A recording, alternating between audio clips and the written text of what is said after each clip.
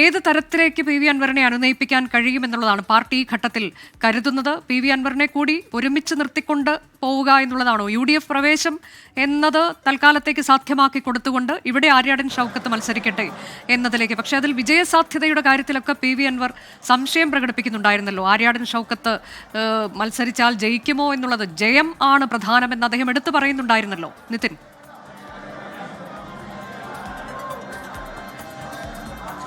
അനുജ, ജയമാണ് പ്രധാനമെന്ന് നേരത്തെ തന്നെ പി വി അൻവർ സൂചിപ്പിച്ചിരുന്നു. അതിനിടയിൽ രണ്ട് പേരുകൾ, അതായത് ആര്യാടൻ ഷൗക്കത്ത്, VSU, ഈ രണ്ട് പേരുകൾ കേന്ദ്രീകരിച്ചായിരുന്നു തുടക്കം മുതൽ തന്നെ കോൺഗ്രസ് ക്യാമ്പിന്റെ ചർച്ചകൾ തുടർന്നത്. പക്ഷേ ഇന്നലെ അടക്കം കോൺഗ്രസ് നേതൃത്വം അതൊരു അവസാനഘട്ട പേരിലേക്കായി ആര്യാടൻ ഷൗക്കത്തിന്റെ പേരിലേക്കാണ് എത്തിയത്. അതിനുശേഷമാണ് ഒരു സമ്മർദ്ദ തന്ത്രം എന്തായാലും പി വി അൻവറിന്റെ ഭാഗത്തും നടന്നത്. നേരത്തെയും ചില ആശങ്കകൾ അല്ലെങ്കിൽ പി വി അൻവർ ബന്ധപ്പെട്ട കാര്യങ്ങൾ KPC നേതൃത്വത്തെ ധരിപ്പിച്ചിരുന്നു. പക്ഷേ അതിനുശേഷവും ആര്യാടൻ ഷൗക്കത്തിന്റെ പേരിലേക്ക് കോൺഗ്രസ് നേതൃത്വം പോവുകയായിരുന്നു. എന്തായാലും പി വി അൻവറിനെ കൂടി വിശ്വാസം എടുത്തു. പക്ഷേ UDF പ്രവേശം അടക്കമുള്ള കാര്യത്തിലെല്ലാം ഒരു തീരുമാനം പി വി അൻവറിനെ അറിയിക്കുമെന്നാണ് മനസ്സിലാക്കാൻ സാധിക്കുന്നത്. അതുകൊണ്ട് തന്നെയാണ് ഈ ഒരു തെരഞ്ഞെടുപ്പിൽ ജയിക്കാൻ സാധ്യതയുള്ള മണ്ഡലം എന്ന നിലയിൽ തന്നെ ആര്യാടൻ ഷൗക്കത്ത് എന്ന പേരിലേക്ക് പോയിരിക്കുന്നത്. ആര്യാടൻ ഷൗക്കത്തിനെ പരിഗണിക്കുമ്പോൾ പല ഘടകങ്ങൾ ഉണ്ടായിരുന്നു. അതെല്ലാം തന്നെ പരിശോധിച്ചു, പരിഗണിച്ചു. സ്വാഭാവികമായിട്ടും മുസ്ലിം ലീഗ് അടക്കമുള്ള UDFന്റെ മറ്റ് ഘടകകക്ഷികളെല്ലാം തന്നെ ഈ കാര്യങ്ങൾ നേതൃത്വമായി ആശയവിനിമയം നടത്തിയ ശേഷമാണ് എന്തായാലും ആര്യാടൻ ഷൗക്കത്ത് എന്ന പേരിലേക്ക് എന്തായാലും ഇപ്പോൾ കോൺഗ്രസ് നേതൃത്വം എത്തിയിരിക്കുന്നത്. വൈകാതെ അതുമായി ബന്ധപ്പെട്ട ഒറ്റപ്പേര് എന്ന നിലയിൽ തന്നെ വൈകാതെ അതുമായി ബന്ധപ്പെട്ട കത്ത് ഹൈക്കമാൻഡിന് കൈമാറും. നേരത്തെ സൂചിപ്പിച്ചു, രണ്ട് പേരുകൾ ഉണ്ടെങ്കിൽ ഒരു പക്ഷേ ഹൈക്കമാൻഡ് വീണ്ടും ചർച്ച ചെയ്ത് അതിനുശേഷം ഒരു പ്രഖ്യാപനം നീളാൻ സാധ്യതയുണ്ടായിരുന്നു. പക്ഷേ ഇന്നെന്തായാലും ആ ഒരു സാധ്യതയിലേക്ക് പോകില്ല.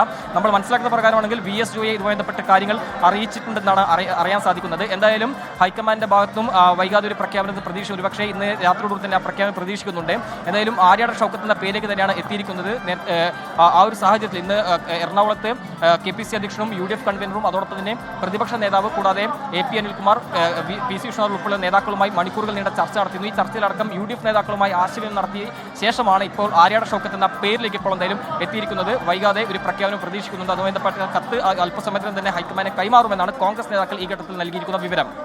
നിലമ്പൂരിൽ ആര്യാടൻ ഷൗക്കത്തിനെ സ്ഥാനാർത്ഥിയാക്കാൻ ഉള്ള തീരുമാനത്തിലേക്കാണ് KPCC എത്തിച്ചേർന്നിരിക്കുന്നത്. ആ പേര് അവർ ഹൈക്കമാൻഡിന് കൈമാറും.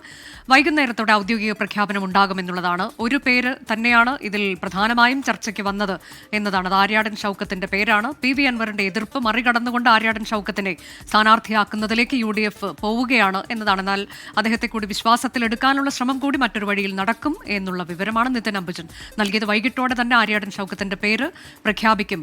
AICC ആണ് അതിൽ അന്തിമ അംഗീകാരം നൽകേണ്ടത്.